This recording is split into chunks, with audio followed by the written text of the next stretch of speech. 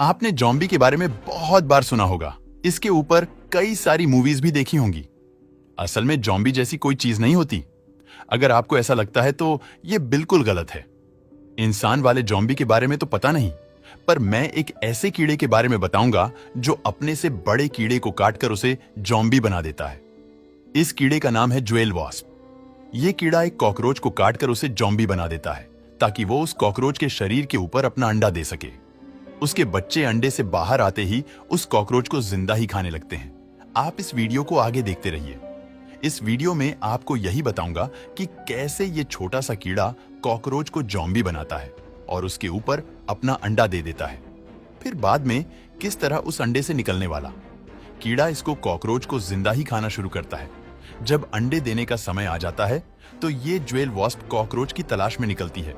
जैसे ही कोई कॉकरोच उसे मिलता है तो वो उस पर अचानक से हमला कर देती है और उसके पंखों के नीचे वाले हिस्सों पर अपनी पकड़ बना लेती है।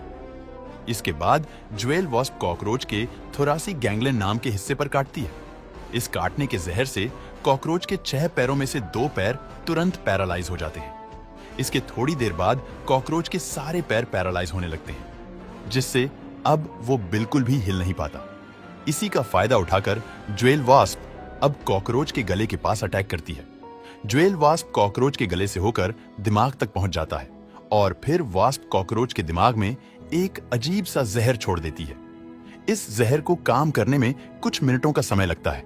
फिर जैसे ही ये जहर जो कॉकरोच के दिमाग में डाला गया है वो काम करना शुरू करता है। कॉकरोच जॉम्बी जैसा बर्ताव करने लगता है। उसे कुछ भी महसूस नहीं होता और ऐसा लगता है कि वो उस ज्वेल वास्प के कंट्रोल में आ चुका है।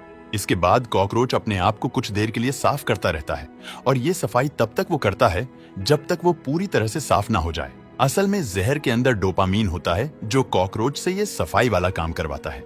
ये जो कुछ भी कॉकरोच करता है वो सब ज्वेल वॉस्प के कंट्रोल में होने की वजह से करता है। वास्प का जहर कॉकरोच से अपने शरीर की सफाई इसलिए करवाता है ताकि वो अपने अंडे साफ जगह पे दे सके। खुद को साफ करने के बाद कॉकरोच अब एक जगह पे बिना हिले खड़ा रहता है। वो इस तरह से बिना हिले घंटों तक रहता है। इसी बीच ज्वेल वॉस्प किसी अच्छे जगह की खोज में निकल पड़ती है जहां वो इस जॉम्बी कॉकरोच को सुरक्षित रख सके। सुरक्षित जगह मिलने पर वो वापस आती है और कॉकरोच के 2 एंटेना में से एक को तोड़ देती है। फिर कॉकरोच के उस बचे हुए एंटीना को खींचकर एक पालतू जानवर की तरह उस सुरक्षित जगह पे ले जाती है। उस जगह पे पहुंचने के बाद अपना अंडा कॉकरोच के बीच वालों पैरों के पास अटैक कर देती है। ऐसा करने के बाद वो छोटे छोटे कंकरों से उस जगह को ढकना शुरू करती है ताकि दूसरे कीड़ों से उसका अंडा और कॉकरोच सुरक्षित रहे। इसके 2 दिन बाद अंडे में से ज्वेल वॉस्प का बच्चा निकलता है जिसे लार्वा कहते हैं और बाहर निकलते ही लार्वा कॉकरोच के पैरों को खाना शुरू करता है। कुछ दिनों तक ऐसे ही लार्वा कॉकरोच को बाहर से खाता रहता है। पर ध्यान देने वाली बात यह है कि इतना सब होने के बावजूद भी कॉकरोच जिंदा रहता है। अब इसके बाद लार्वा उस जिंदा कॉकरोच के शरीर के अंदर घुसने लगता है और कॉकरोच के नर्वस सिस्टम को छोड़कर उसे पूरी तरह से खोखला कर देता है। इस स्टेज पे पहुंचने तक कॉकरोच मर चुका होता है। अब बारी आती है लार्वा के ककून में बदलने की। जब लार्वा ककून में बदल चुका होता है तो बाहर से देखने में यह बिल्कुल भी नहीं लगता कि उस कॉकरोच को अंदर से पूरी तरह से खोखला किया गया है। लगभग 40 दिनों के बाद उस कॉकरोच के अंदर से एक अडल्ट ज्वेल वॉस्प निकलता है।